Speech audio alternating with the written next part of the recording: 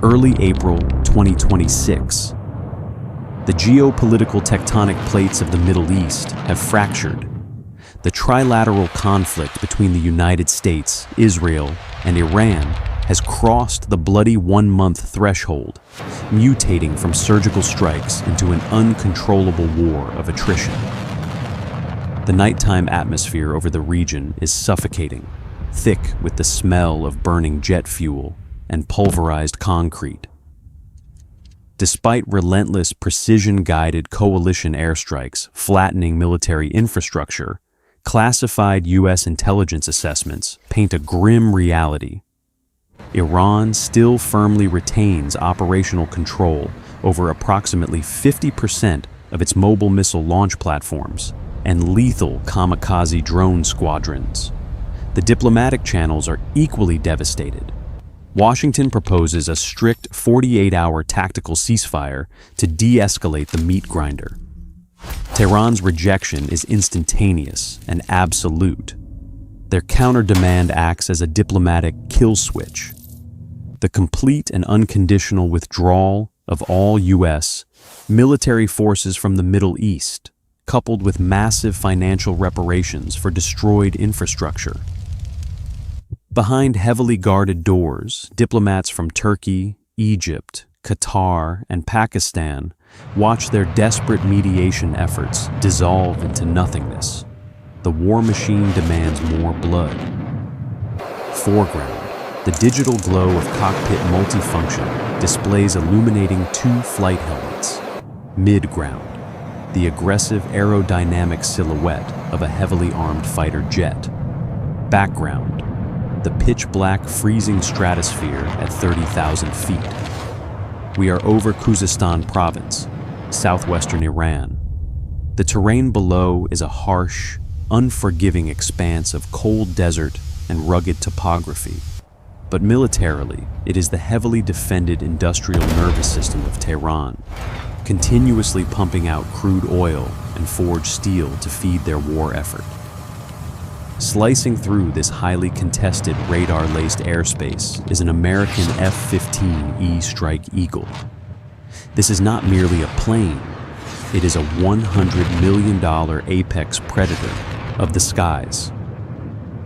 The Strike Eagle is a twin-seat deep interdiction tactical bomber, housing a pilot in the front and a weapons systems officer, or WSO, in the rear. Its Pratt & Whitney F-100 turbofan engines generate a combined 58,000 pounds of thrust, enough sheer kinetic energy to accelerate this 40-ton titanium and aluminum leviathan to Mach 2.5, matching the raw physical output of 3 diesel-electric locomotives running at absolute maximum RPM. Suddenly, the suffocating silence of the high-altitude cockpit is shattered by the shrill localized screech of the radar warning receiver. An Iranian surface-to-air missile battery has achieved a hard radar lock. The impact is a violent, catastrophic physics event. The missile's proximity fuse detonates a high-explosive fragmentation warhead just meters from the fuselage.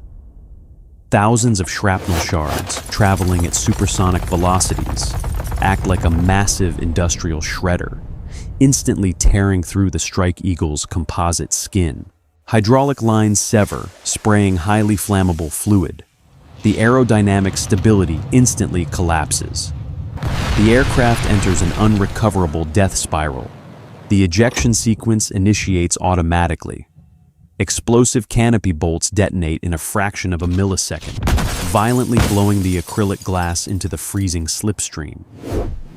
Rocket motors beneath the ACE's 2 ejection seats ignite, subjecting the aviators to a bone-crushing 14 Gs of acceleration, a physical trauma equivalent to a high-speed frontal car crash. They are blasted out of the failing airframe into the freezing, thin air. Below them, their $100 million machine slams into the Iranian earth, vaporizing into a brilliant, expanding sphere of fire. The 2 Americans descend under thin silk canopies into the absolute, terrifying darkness of the Khuzestan desert. The boots hit the sand. The temperature drops rapidly, chilling the sweat on their skin. The auditory landscape is stripped down to the haunting, relentless howl of the desert wind cutting through the dunes and the frantic, heavy breathing of hunted men. They are entirely isolated, deeply embedded behind enemy lines, surrounded by hostile forces in a completely alien environment. Sierra 4, the bird is fully engulfed. The Iranian No military survivors intelligence apparatus capitalizes on the burning wreckage immediately. State media networks broadcast the downing of the American jet, weaponizing the propaganda. A massive, coordinated manhunt is authorized. The Iranian government places a staggering bounty of 10 billion toman, approximately $50,000, on the heads of the downed aviators. This immense financial incentive acts as a catalyst, mobilizing not just the highly trained regular military patrols, but hundreds of heavily armed, unpredictable local militias and ordinary citizens eager for the reward. The previously empty desert now swarms with headlights, tracking dogs, and thermal optics scanning the cold rocks. Back at the U.S. Central Command, the Search and Rescue, or SAR, protocol is instantly triggered. The military machine springs into action. Two specially modified rescue helicopters, escorted by a heavily armored A-10 Warthog ground attack aircraft, violently penetrate Western Iranian airspace. The A-10 is an engineering marvel of survivability, built entirely around a massive 30mm GAU-8 Avenger rotary cannon. Its pilot sits inside a 1,200-pound titanium bathtub capable of deflecting 23mm anti-aircraft rounds, an impact force equivalent to taking a full-swing hit from an industrial sledgehammer without flinching. But tonight, the Iranian airspace is saturated with overlapping, highly coordinated anti-aircraft artillery grids. Lethal streams of green and red tracers fill the night sky, creating a wall of lead. The A-10 takes multiple direct, catastrophic hits from the intense ground fire. The armor holds, but the exterior control surfaces are shredded. Bleeding hydraulic fluid and losing aerodynamic lift, the A-10 pilot wrestles with the heavy, failing, mechanical flight controls. Through sheer physical endurance, the pilot limps the dying Warthog just over the dark coastline of the Persian Gulf before the engines completely seize. The pilot ejects into the freezing salt water and is subsequently pulled from the waves by swift naval rescue assets. Simultaneously, the two SAR helicopters descend toward the desolate crash coordinates. The deafening thwack-thwack of their main rotors alerts Iranian infantry units embedded in the terrain. The enemy unleashes a brutal, concentrated barrage of small arms fire. Copper-jacketed bullets punch through the thin aluminum fuselage of the helicopters, shattering digital avionics panels and striking human flesh. The cabin fills with the metallic smell of blood and electrical smoke. Several crew members sustain critical gunshot wounds as they return suppressive fire into the darkness. Despite the bleeding crew, the screaming alarms, and the structurally compromised airframes, the pilots force the choppers into the dirt. Through sheer grit, they manage to locate, secure, and extract the first member of the F-15E crew from the tightening noose of Iranian patrols. Pulling maximum pitch, the helicopters violently tear away from the kill zone, successfully limping back to a safe forward location. The engines wind down, the medics rush in. But as the rotor wash settles, a horrifying realization sets in. The operation is only a partial success. The second aviator, a highly trained, high-ranking U.S. Air Force colonel, remains missing. He is utterly alone, evading capture, trapped deep inside the suffocating, expanding net of the Iranian military. The failure to extract him tonight guarantees that tomorrow, the United States military will launch the most audacious, expensive, and devastatingly flawed rescue mission in modern history. The second phase of the operation is mobilized. This is not a standard extraction. The United States military unleashes a specialized armada to retrieve the trapped colonel. President Donald Trump publicly confirms the authorization of a massive task force, deploying dozens of aircraft loaded with the most lethal weapons in the world. The spearhead of this operation is Delta Force, the elite Tier 1 counterterrorism unit. Their objective is to establish a forward arming and refueling point, or FARP, directly inside hostile Iranian territory. To execute this insane logistical nightmare, the Air Force Special Operations Command dispatches two MC-130J Commando II aircraft. These are not your standard cargo haulers. At $114 million apiece, they are highly classified, heavily modified special operations platforms. By early 2025, only 57 of these highly specialized machines exist in the entire United States Air Force inventory. They are equipped with terrain-following radar systems designed to hug the Earth's surface, mathematically calculating the exact altitude required to slip beneath enemy radar waves like a submarine diving, below sonar pings. The aircraft's exterior is armored with the LAIRCM Large Aircraft Infrared Countermeasure System. If an Iranian heat-seeking missile locks onto the engine exhaust, the LAIRCM system acts as a high-powered microscopic laser scalpel, firing a concentrated beam of infrared energy directly into the missile's optical seeker head, blinding its guidance computer instantly. The massive propulsion system relies on 4 Rolls-Royce turboprop engines, turning advanced 6-blade composite propellers. These composite blades are a massive evolutionary leap over the older 4-blade aluminum designs, generating significantly more aerodynamic bite and thrust to lift immense payloads out of short, austere dirt strips. Transported within the cavernous cargo bays of these Commando IIs are the AH and MH-6 Little Bird helicopters, belonging to the elite 161st Special Operations Aviation Regiment, famously known as the Night Stalkers. These compact, lethal machines are legendary, carrying the bloodline of the brutal 1993 Mogadishu Black Hawk Down operation. Costing between $2 and $13 million depending on the configuration, they are engineering miracles of modularity.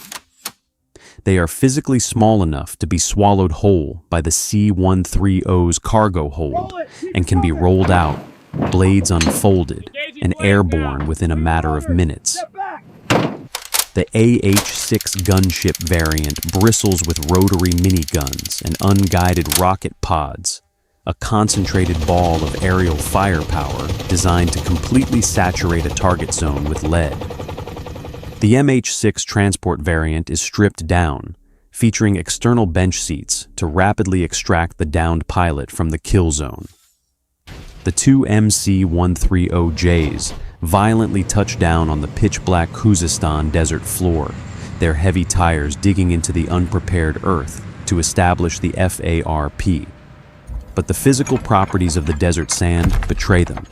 According to intelligence leaked to the New York Times, the extreme weight of the fully loaded aircraft, tens of thousands of pounds of fuel, armor, and combat-ready operators, compresses the loose, granular surface. The landing gear of at least one C-130 violently sinks and becomes irreversibly entrenched deep in the sand. The massive 6-blade propellers churn the desert air, screaming at maximum torque, but the aircraft cannot overcome the immense physical friction. They are completely mechanically immobilized. The situation deteriorates exponentially. Elite Delta Force operators find themselves stranded in the freezing dark, establishing a frantic perimeter as Iranian mechanized and infantry forces begin to swarm their position. The tactical geometry of the battlefield collapses. The U.S. commanders are forced to make a devastating, split-second decision. They must deploy an additional 3 reserve aircraft to immediately evacuate the trapped special operators. Simultaneously, they issue the most painful order in military aviation: self-destruction. They cannot allow $228 million of highly classified avionics, encrypted communications gear, and advanced radar technology to be captured and reverse-engineered by Iranian defense contractors. Delta Force operators rapidly wire the immobilized MC-130Js with concentrated C4 explosive charges. Jack Murphy, a former special operations veteran and co-founder of the High Side, details the grim reality of this moment, confirming that a Delta team was forced to rig and detonate the aircraft in place, completing an insanely risky operation by physically destroying their own multi-million-dollar assets. The night sky is violently illuminated as hundreds of pounds of high explosives detonate, instantaneously melting the titanium frames and shattering the digital cockpits into thousands of burning, unrecognizable fragments. The destruction does not end there. Tyler Rogaway, defense analyst at the War Zone, confirms that at least 2 of the highly prized Little Bird helicopters are also abandoned and destroyed in the chaotic inferno. The physics of the emergency evacuation dictate the loss. There is simply zero remaining physical volume inside the inbound rescue planes to load the helicopters, and absolutely zero time to attempt it as enemy tracers begin to rip through the perimeter. The aftermath of the explosion ignites a massive, chaotic information war. The Pentagon vehemently insists that the aircraft were deliberately destroyed by U.S. forces following an unrecoverable mechanical failure in the sand. Tehran weaponizes the burning wreckage immediately. The Iranian state broadcaster, IRIB, floods the airwaves with high-resolution imagery of the charred, twisted metal carcasses smoldering in the desert, aggressively claiming that Iranian air defense batteries successfully shot down 3 American aircraft, specifically identifying 1 C-130 and 2 Black Hawk helicopters. Whispers in the intelligence community suggest the catastrophic toll might be even higher, with rumors of up to 6 aircraft lost in the darkness. The U.S. Department of Defense maintains a strict, impenetrable wall of silence regarding the exact itemized inventory of destroyed hardware. Despite the catastrophic loss of advanced machinery, the core tactical objective is violently achieved. The injured Air Force colonel is ripped from the jaws of the Iranian military and flown out of the combat zone alive. President Trump immediately weaponizes the extraction on social media, broadcasting the message, "We got him safe and sound," to the world. He officially brands the chaotic bloodbath as one of the most audacious search and rescue operations in the entire history of the United States, categorically declaring that absolutely 0 American personnel were killed or wounded during the mission. This statement stands in stark, aggressive contrast to Iranian state claims that 5 people died in the accompanying barrage of coalition airstrikes. The financial mathematics of this operation are absolutely staggering, defying all conventional military logic. The deliberate vaporization of 2 MC-130Js and a pair of Little Birds results in the instantaneous loss of over $228 to $260 million in state-of-the-art military technology. It officially becomes the most expensive, hardware-intensive rescue mission ever executed in modern American military history. Yet, the incineration of $250 million in titanium and silicon perfectly encapsulates the terrifying, uncompromising physical reality of the American military doctrine. It is the absolute, unyielding manifestation of the ethos, leave no man behind. The Khuzestan operation will be permanently etched into the tactical textbooks, not just as a testament to the raw, violent audacity of Tier 1 special operators, but as a chilling, quantifiable reminder of the astronomical, bone-crushing cost of waging modern mechanized warfare deep inside the enemy's throat. Welcome to DEFUNCT. Don't forget to subscribe and leave a comment below.